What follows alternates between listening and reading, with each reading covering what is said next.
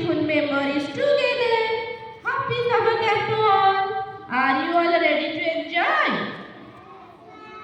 Come, let's listen to a story.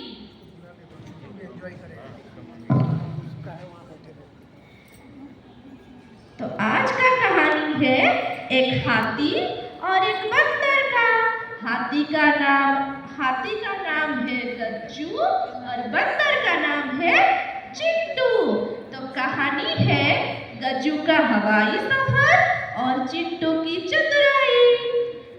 दोपहर का समय है। गज्जू हाथी एक बड़े पेड़ खड़ा होकर अपनी सूंड से हवा कर रहा है। चिंटू बंदर ऊपर की टहनी पर उल्टा लटका हुआ है। चिंटू बोल रहा है, गज्जू भाई, ऐसे सूंड हिलाने से कुछ नहीं होगा। अगर ठंडी खाना चाहते हो तो चलो नदी के उस पार चलते हैं, जहाँ ठंडी हवा और मीठे जामुन है। अरे नहीं चिंटू, अरे नहीं चिंटू, नदी में बहुत पानी है। पिछली बार जब मैं गया था तो मेरी पूंछ गीली हो गई थी और मुझे 3 दिन तक छींकें आई थी।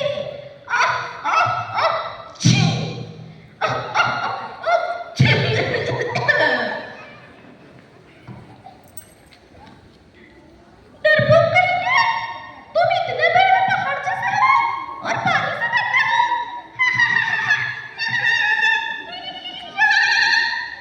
एक काम करो, अपनी आंखें बंद करो और मेरी पूंछ पकड़ लो, मैं तुम्हें शॉर्टकट से ले जाऊंगा।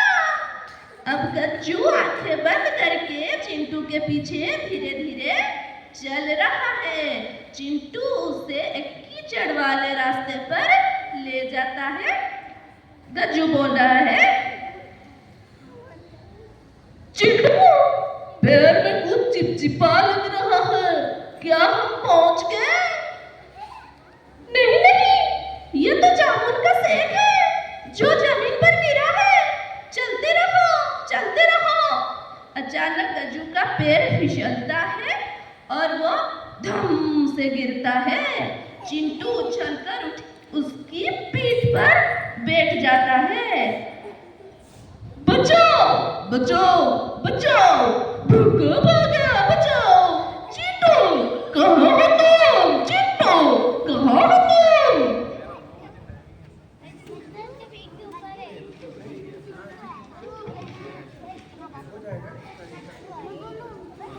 अरे गज्जू भाई, भूकंप नहीं आया, तुम फिसल गए हो, पर फिक्र मत करो, अब तुम एक नाव बन गए हो। चलो अब पानी में उतरो। गज्जू पानी में उतरता है। चिंटू उसकी सवारी कर रहा है और गाना गा रहा है। मेरे पास हाथी है, सबसे बड़ा साथी है। मेरे पास हाथी है, सबसे बड़ा साथी है। मेरे पास हाथी है, सबसे बड़ा साथी है। अरे अरे अरे अरे अरे अरे जो थोड़े हाथ पैर मारो वरना हम डूब जाएंगे। चिंटू, मुझे डर लग रहा है। पानी मेरे सूंड तक आ रहा है। अब मैं क्या करूं? आहा, एक आइडिया है। अपनी सूंड में खूब सारा पानी भरो और उसे पीछे की तरफ छोड़ो। तुम एक जेट बोट की तरफ भागोगे। गज्जू ऐसा ही करता है। फुर्र, फुर्र, फुर्र की आवाज आती है और वो तेजी से आगे बढ़ता है। चिंटू हवा में हाथ ले रहता है। वाह गज्जू भाई, तुम तो रॉकेट निकले। दोनों नदी पार कर लेते हैं और जामुन के पेड़ के पास पहुंचते हैं।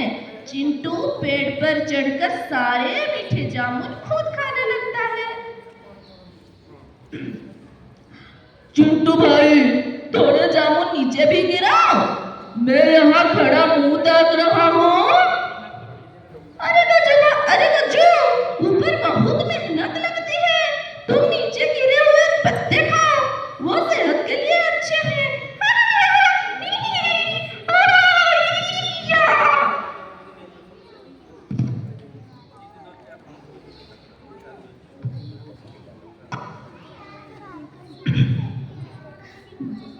अच्छा, अब मेरी बारी।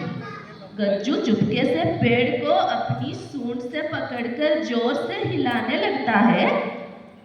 अरे अरे अरे अरे अरे रुको इसे, रुको इसे, ये क्या कर रहे हो? मैं गिर जाऊंगा, रुको रुको रुको इसे, मैं गिर जाऊंगा।